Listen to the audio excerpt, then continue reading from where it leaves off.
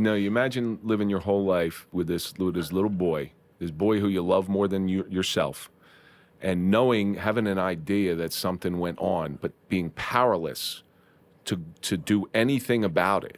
Right. Knowing because you know firsthand what that's like. Right. Your father. This was his last-ditch attempt. You know what I was like, when it finally came out what happened, could you imagine the suffering your father went through? This is gonna hurt. It's time for the Suffering Podcast. Shadows can chase us for all our lives. Specters of trauma past loom over our shoulders like a ghost in a haunted house and chase us until the day we die. We can only run so far, so fast, and for so long before we wear ourselves out.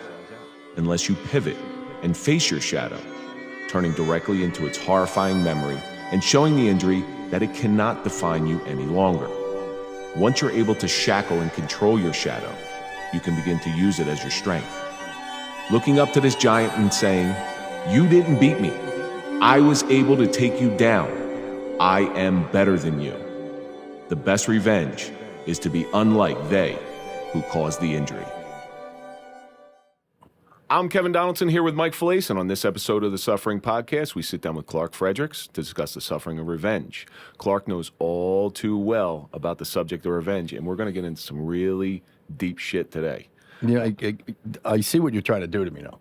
You're bringing a guy that's younger than me, taller than me, full head of hair. You're coming after me already. Dude, Clark's jacked too. Yeah, I know. Man. Well, if it's revenge, I ain't gonna fuck with him. I know that. Well, who's the revenge? Who's the suffering of revenge? The suffering of revenge is on him. This is what a 56-year-old should look like.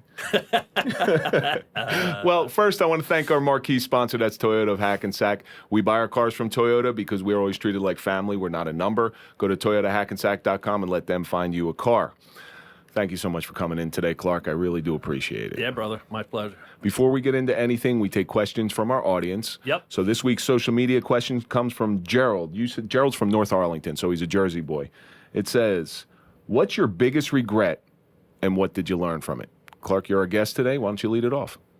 Well, to get into my biggest regret, we'll have to sort of give a little bit of the story away. And I was molested by my Boy Scout leader at a young age and eventually raped. And he was a lieutenant at the county jail in our town. And he would take inmates home, young male inmates home, upon their release to mentor them.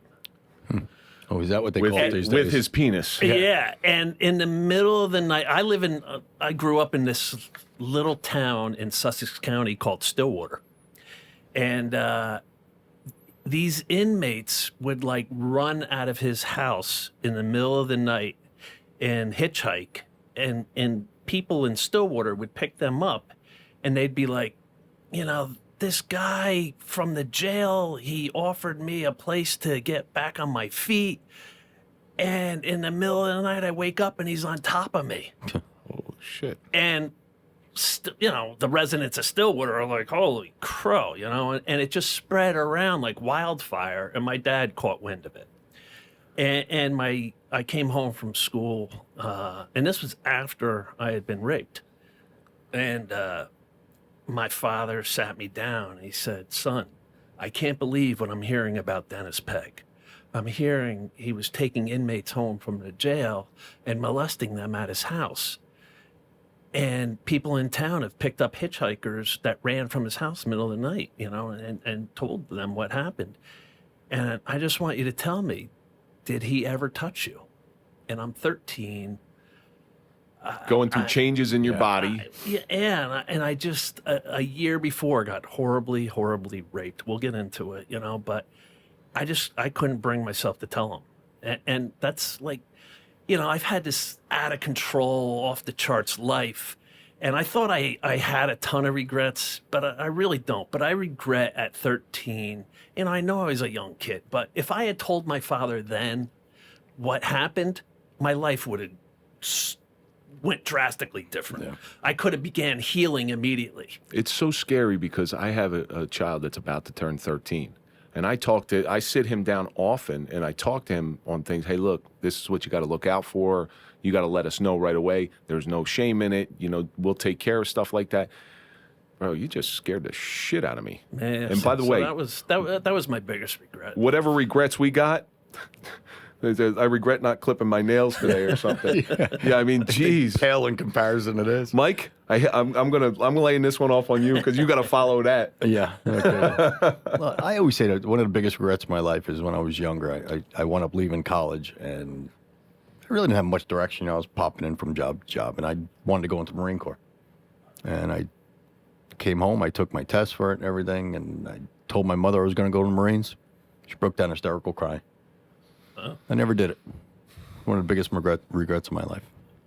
For me, aside from doing this podcast, for me, it's all the relationships that I destroyed because of my trauma. Yeah. And we did an Instagram live earlier today, and it was about self-destruction. And when you go through certain traumas in your life, you really destroy the good things that are surrounding you that you just can't see because you feel like you don't deserve them. So there's many, many, many different relationships that I've destroyed because I'm broke. I'm still broken, you know, but I was really broken back then. And, you know, I'll live till my dying day trying to repair certain relationships in my life. Right. Whether I'll get there or not, who knows? But I'm willing to go through that suffering in order to repair these relationships. you know, that's what we talked about before too. When you're in a deep, dark place and someone's trying to help you, a lot of times you push them away. Yeah, I don't and want. you ruin those relationships. So Mike and I were both in critical incidents, and there's people that called us after that. Hey, bro, you okay? And I didn't pick up the phone because I like fuck you. I don't want to talk to you. Right. You know.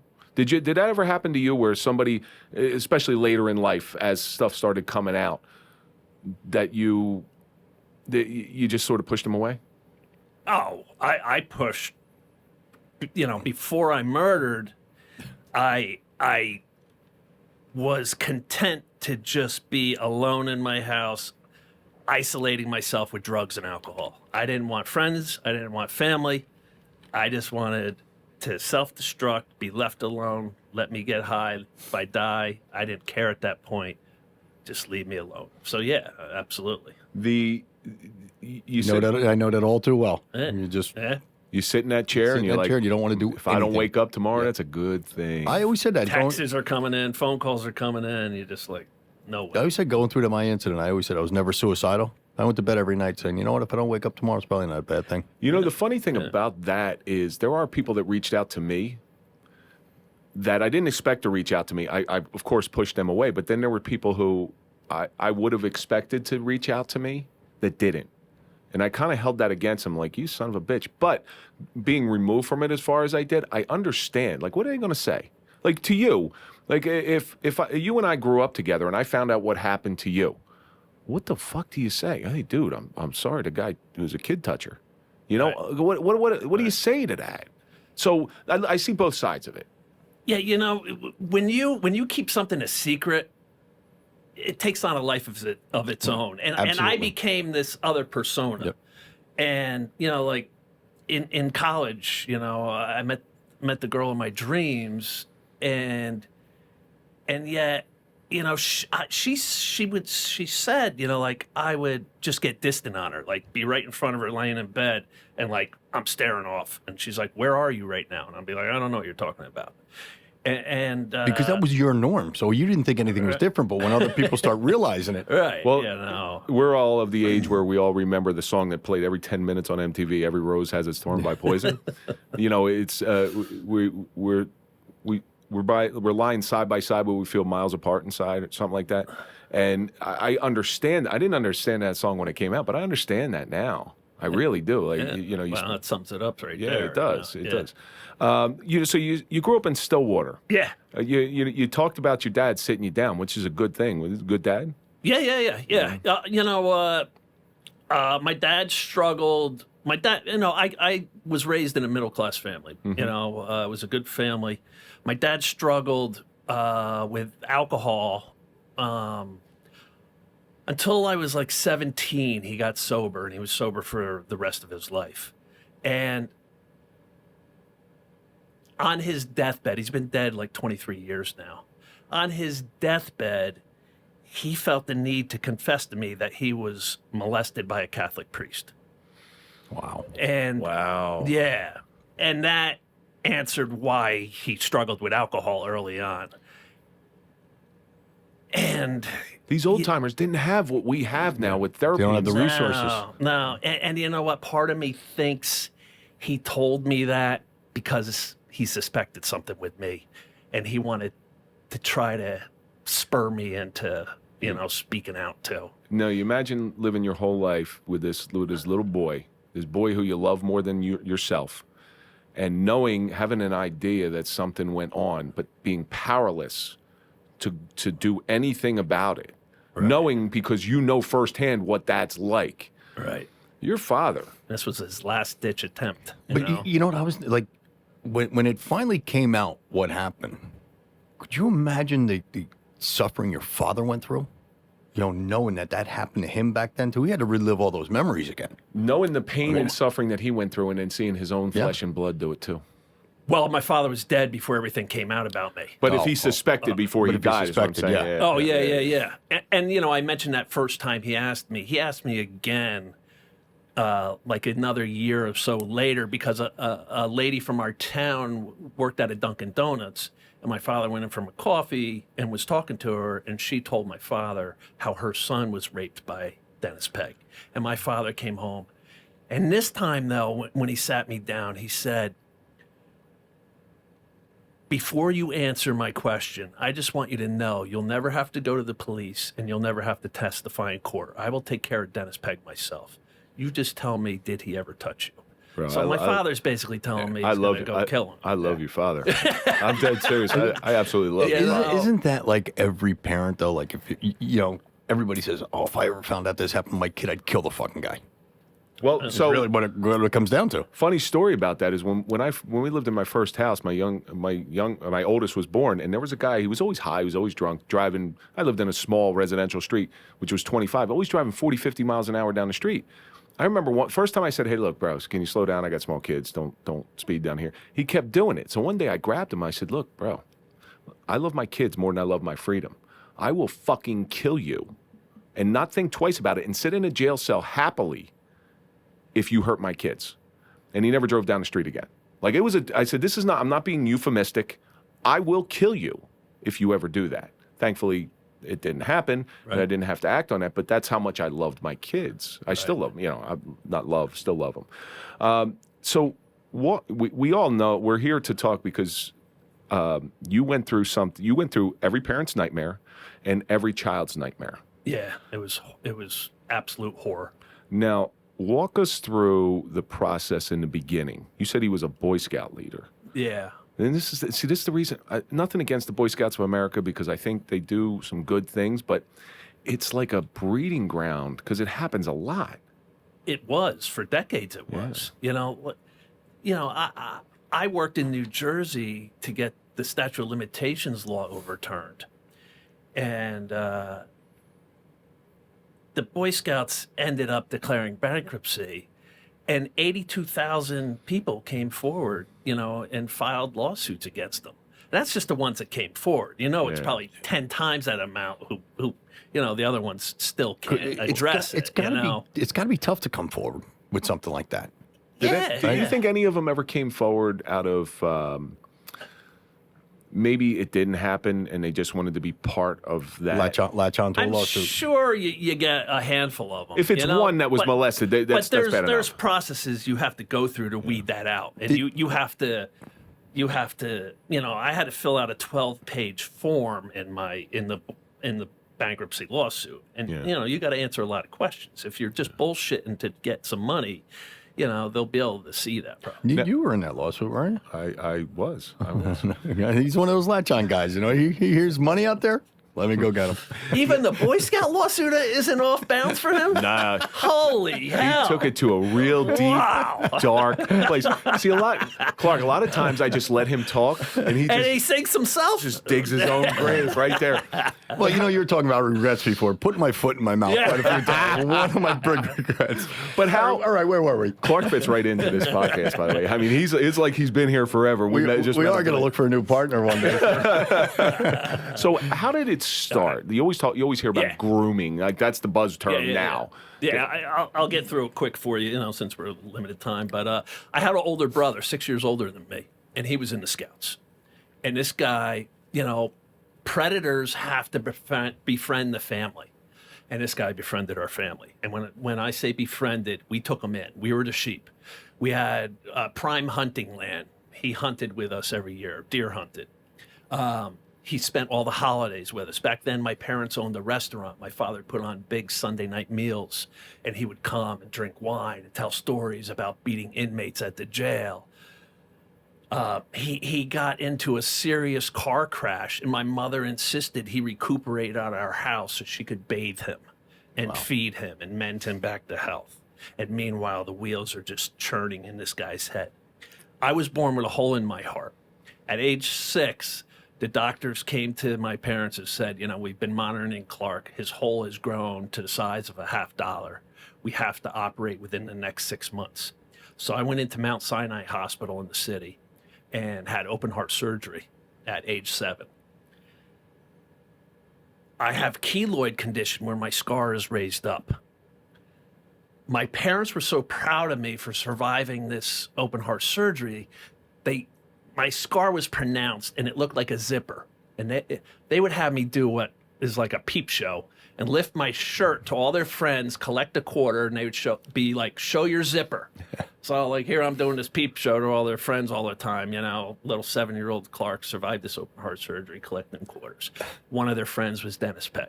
Well, that's actually a cool way to do it for your parents. I want to touch on that. So they took that negative, where you might be self-conscious of it. I totally was self-conscious. And at that age, you just want to fit in. Right. And now I stand out.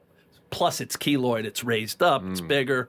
But maybe they were trying to. What I'm saying is, maybe they were trying to do it to get you over that self-consciousness. Right. Yeah, that could be. I never even thought of that. Yeah. Did you get the quarter, or did your parents keep it? So they gave it to Dennis Pegg. So this is like 4 months after my surgery, life or death surgery. It's a summer day, like June, July, and we had a big backyard. We had a screened-in porch and bar area. Everybody's out back. I came in for a drink and to watch TV for a minute, and the TV room was right next to the front door. Boom, boom, boom. Dennis Pegg's at the front door. I idolized him. He was the big man around town. He was a hulking 265-pound guy.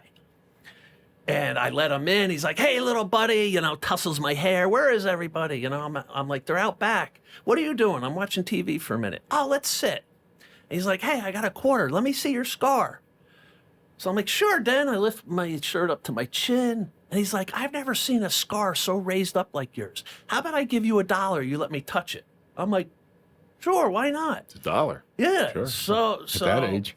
So he takes his 2 big meaty fingers and he's going up and down my scar, and then he goes below my scar line and he's like pushing in on my abdomen. Is your stomach sore from the surgery, little buddy? I'm like, no, Dan. And he's, after a minute or so, he's like, all right, here's your $1. Now, this is our little secret. We can't be friends if you can't keep a secret. You got that, Army buddy? I'm like, sure, Dan. All right, I'm going out back. Put that in your piggy bank. I'll see you out back. And that would, so here, 4 months after this life or death surgery, this animal, This predator. that he uses that as his in. And not only, has he started the grooming, it's physical grooming and it's secrets. And everything became a secret after that. God damn, man. Like you're stepping back as an adult right now and going, how did nobody see this shit? Yeah, but It's I'm always sure out he of was the watchful eye Out of of the my watchful eye, and this is something you said you idolized. So you're going to do almost anything he wants you to do, and he's giving right you now money. He's got me. And he's giving you money. Got me. He's already done the physical touching. There's a process these animals do. And they're very good at it. It's like there's a playbook they all read. Like, okay, because I'll tell you now. 32 dive right into his pants. It's the NAMBLA playbook. Yeah, those animals probably did put one out, And I grew up at a lake community in Stillwater called Parental Lake. And back then, when we grew up, you learned how to ride your bike and you were told, be gone, go play, be home at dinner time. Everybody, all the young kids went down to there's a dam there which separates the lake into the Parental River. And that's where everybody congregated. There was basketball courts and jungle gyms, tennis courts, and swimming and Normal fishing. kid shit. Yeah. So, and this was Dennis Pegg's trolling ground. It's like a So, It's like a candy store for him. Yeah. so I'm down there, and 8 years old, 7 years old. He's spending hours with all those young boys teaching us how to fish. 9 years old, he's inviting me into his pickup truck to split a 6-pack of beer, and he's like, At 9. 9. I could get in a lot of trouble. Like there's alcohol, there's pornography, there's touching. It's right out of the progression, playbook. yeah. Yeah. And so 9 years old, I'm splitting a 6-pack, and he's like, I could get in a lot of trouble, at the jail if this came out. I'm thinking to myself, why in the world would I want to ruin this? I'm getting to have beers with the. And look at a porno. Well, I wasn't looking at porn yet. Oh, yeah. But yeah. And so another secret, and then it's hop in my truck, have a beer. My friend just bought this farmhouse, and there was this old desk left behind. And I opened up the drawer, and it was filled with porn pictures. Come on, let's look at some in my truck. And I'm thinking, oh, cool, Cool. see some naked breasts or something. Beer, And naked it's, women. It's all Polaroids of close-ups of penises. And I'm like, and he's like, look at these. And he's laughing and joking like it's a big joke. Look at these. And I'm like, where's all the women, Den? Oh, those must have been in the other drawer. I just grabbed a handful real quick. I'll grab some out of the other drawer next time. So he's gauging me, and he's trying to normalize penises.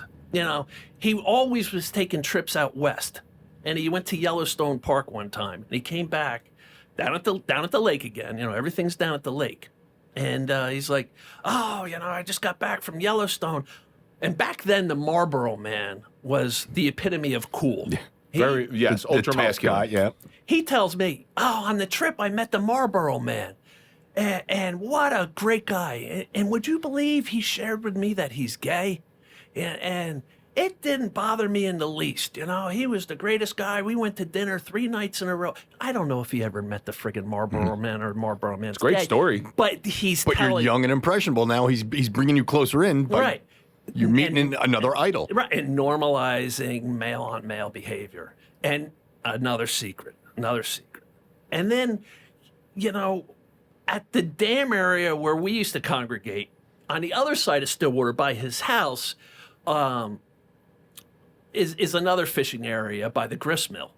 And he'd be like, the fish aren't biting here. Let's go over by the grist mill. And every time we went to go over by the grist mill, he would somehow slip into the water. I just slipped in the water. Come on, we got to go to my house so I can change my shoes. And he was always taking me to his house to have a beer. Let's have a beer while we're here. And, so this is, over the course of a couple of years, I don't know how many times he went to his house, but it's getting me comfortable being at his house. 10 years old. I want everybody to listen to what Clark is saying right here. And we all love our children, and we never want something like this to happen. Just identify everything that Clark is saying, because this is not unusual behavior for somebody who has an affinity for young children. Yeah. And he was methodical.